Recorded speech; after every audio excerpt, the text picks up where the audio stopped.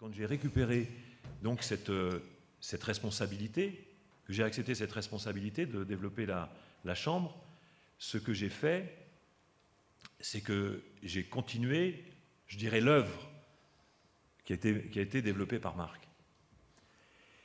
Mais en même temps, il fallait que je rajoute à tout cela un projet. Parce que c'est vrai que nous manquions de projet. Et le projet, ça a été de dire, on va poser la médiation comme une profession.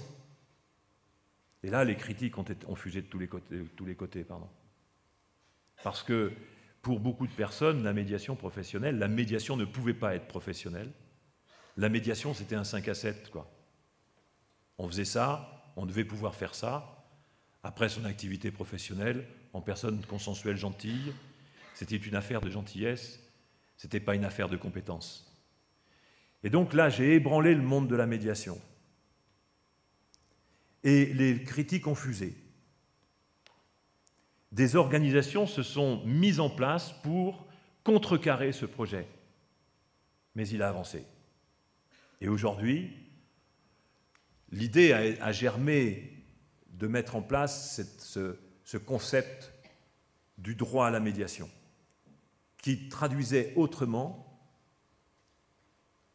l'obligation de médiation, la médiation obligatoire.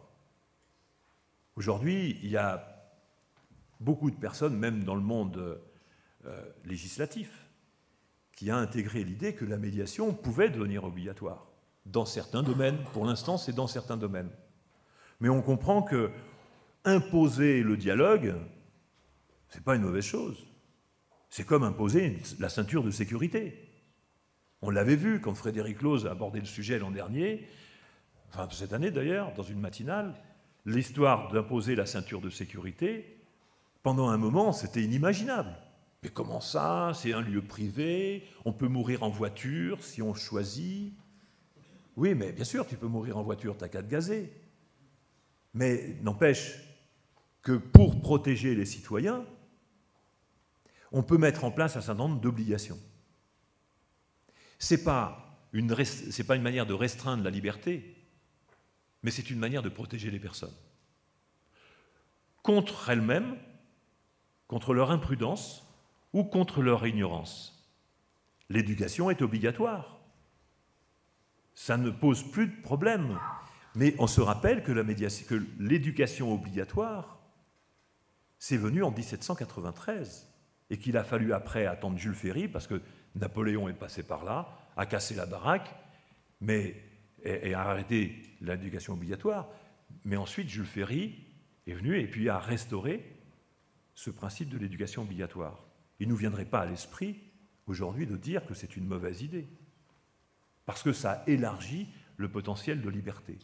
Aujourd'hui, la médiation est critiquée sur cette idée de médiation obligatoire, mais vous avez tous compris ici qu'il s'agit d'élargir le champ de l'exercice de la liberté. Mais ça a été ma démarche de me dire qu'il fallait que je trouve un fil rouge pour justifier l'existence sociale de cette profession. Et j'ai pensé que c'était ça, aussi mon devoir, en passant la présidence à quelqu'un qui est un pilier de cette organisation, parce que quand on nous regarde tous les trois sur la scène, c'est vrai, c'est moi qui suis au milieu, mais j'ai quand même deux piliers, deux amis qui étaient là et qui ont contribué à développer cette approche. Il était normal que ce soit Henri, Sandro Smila qui poursuivent cette démarche. Non seulement parce qu'il bénéficie de toute ma confiance. Il y a deux personnes avec qui, ou trois pour l'instant sur le plan professionnel, avec lesquelles je marcherai aveuglément sur un fil. Ils sont là, Aïcha aussi est debout. Évidemment, c'est une grande confiance que de pouvoir marcher sur un fil en se disant aveuglément, tu peux me guider. Marc, qui a œuvré donc pour mettre en place et pour maintenir le socle de la médiation, et puis Henri, qui a la responsabilité de la représentation de l'avenir. C'est donc pour moi ce grand plaisir. J'ai trouvé aussi normal parce que c'est de la reconnaissance. il ne s'agit pas pour moi d'arrêter. Je reste évidemment dans la même démarche. Henri ne va pas me museler. Non, je vais continuer à donner de la voix et à dire ce que je pense. Lui, il va aussi maintenant être la figure de proue de cette organisation. Ce n'est pas facile sur les 10 années à venir. On a imaginé une décennie de la médiation, parce qu'un an, sur un an, on ne ferait rien. Une année de la médiation, on ne ferait rien. Une décennie, 10 ans. Et c'est sur ce projet qu'Henri va nous accompagner, et puis que nous allons accompagner Henri. Et c'est avec un soutien inconditionnel que je passe le relais à Henri et qu'il le relève et qu'il le prend. Donc, toi qui m'as dit hier, Jean-Louis, chez nous, on est président à vie. Président, je le suis de moi-même. Je préside à ma destinée. Et toi? Henri. Merci.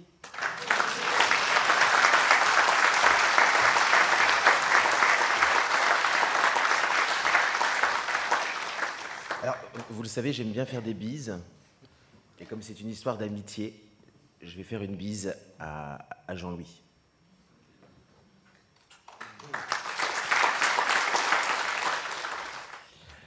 Alors, bonjour déjà à toutes et à tous. Jean-Louis parlait d'amitié et de confiance. Ça fait maintenant 15 ans que ça dure. Et vous connaissez Jean-Louis. La première fois qu'on s'est rencontrés, j'ai découvert une sacrée personnalité.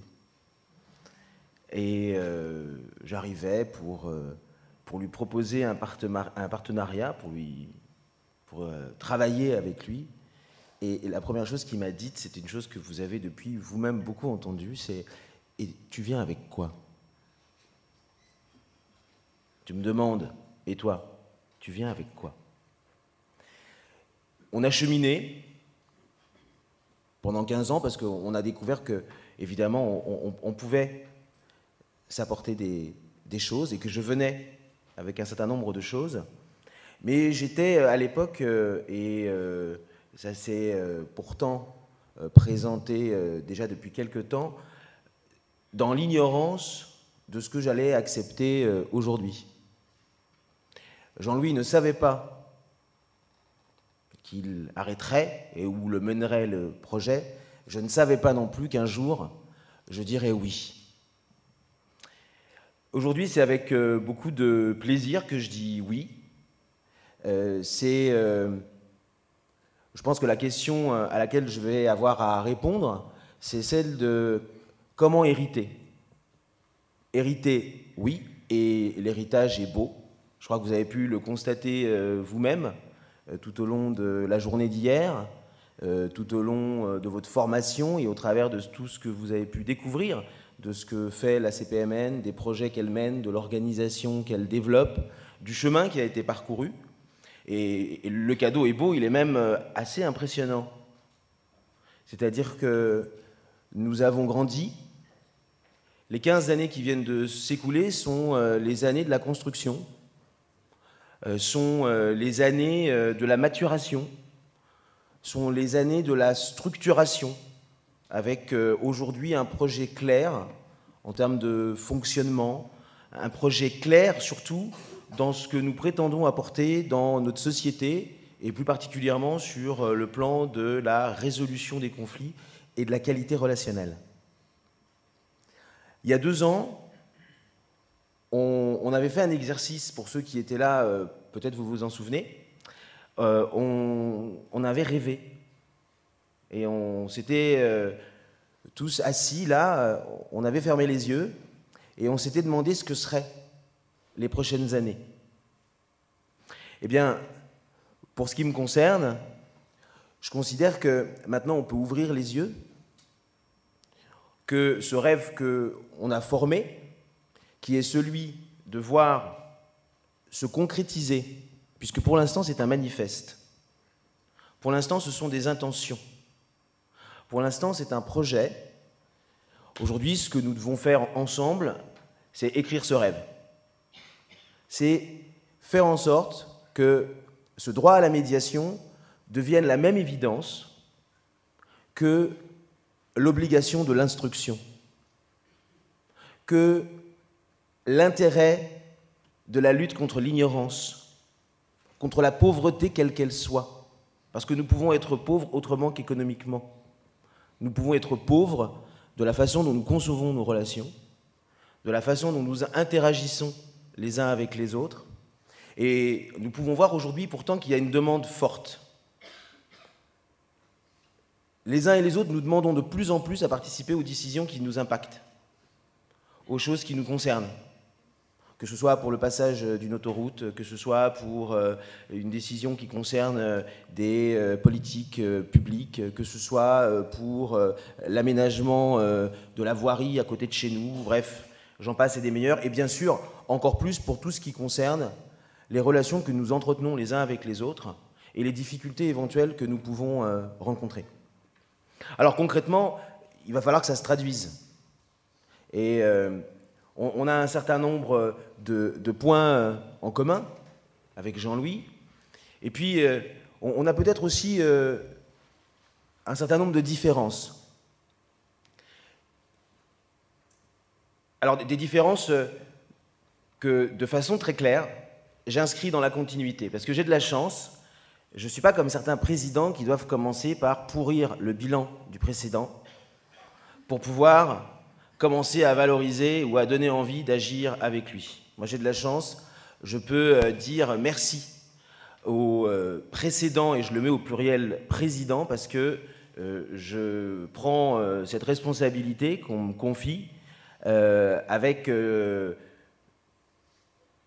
un projet et avec surtout des personnes, celles qui sont dans cette salle, celles qui n'ont pas pu venir, celles qui vont nous rejoindre, et avec lesquelles nous allons agir pour que non seulement ce droit à la médiation devienne quelque chose de réel, mais nous allons aussi agir, puisque tout à l'heure Jean-Louis le disait, nous sommes maintenant une profession, mais certains continuent à penser que ça n'est pas le cas.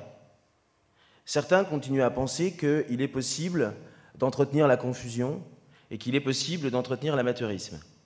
Et je pense que notre responsabilité, à tous, pas seulement la mienne, c'est celle que chacun d'entre vous, vous allez accepter aussi pour les années à venir, c'est de faire en sorte que cette confusion sur ce qu'est la médiation ou sur ce qu'elle n'est pas, cet amateurisme sur la façon d'agir et d'intervenir, puisse reculer, pour que nous puissions conforter l'identité que nous avons maintenant.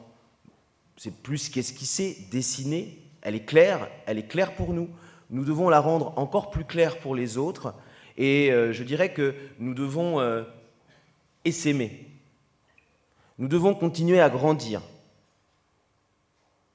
Et même clairement, nous devons continuer à grandir numériquement. Vous avez pu voir au travers des différents éléments du rapport moral que c'est important que nous soyons présents, parce que c'est sur le terrain que nous pouvons faire en sorte d'agir, que nous pouvons faire en sorte de convaincre de l'intérêt du recours à la médiation, que nous allons agir en citoyens qui modèlent, qui interviennent et qui, d'une certaine façon, écrivent une histoire, une autre histoire. Et c'est pour ça que les 10 ans à venir, cette décennie de la médiation, je vous annonce, même si peut-être déjà certains d'entre vous le savent, que nous allons pas mal voyager. Et nous n'allons pas seulement voyager dans nos têtes, puisque maintenant le temps est venu de l'action partout sur les territoires, et je vous annonce que désormais, sur les 10 années qui vont venir, nous allons déployer, comme un oiseau déploie ses ailes, la médiation sur tout le territoire, dans tous les domaines, avec tous les types d'interlocuteurs, et que dans 10 ans, les chiffres que vous voyez là, il est bien possible qu'ils nous fassent sourire. Et que nous ayons peu de place sur l'écran pour voir le chemin que nous aurons parcouru. En tout cas, c'est avec cet enthousiasme que j'ai envie de commencer cette décennie. Ce qui est essentiel pour moi, c'est que cet enthousiasme, et puis tous ceux qui agissent, bien sûr, nous puissions vous le communiquer et que, comme souvent, je peux le voir, vous aussi, vous nourrissiez notre enthousiasme. Parce qu'hier, j'ai vu beaucoup de choses très intéressantes et ce que je souhaite, c'est ça. C'est que ce soit chacun ici qui contribue à ce projet, qui mette la main à la pâte, qui soit proactif et pas en attente, qui ait des idées, qui mette de l'énergie et qui contribue à ce qui sera une réussite collective, qui sera notre réussite à tous. Donc je vous remercie par avance de toute l'énergie que vous allez mettre dans les 10 années qui vont venir et de tous les efforts que vous allez déployer pour que dans 10 ans, comme dit la chanson, c'est pas quelqu'un que j'admire, Bruel, mais on se retrouvera dans 10 ans et peut-être qu'on se dira c'était un beau rêve, nous avons bien marché. Merci.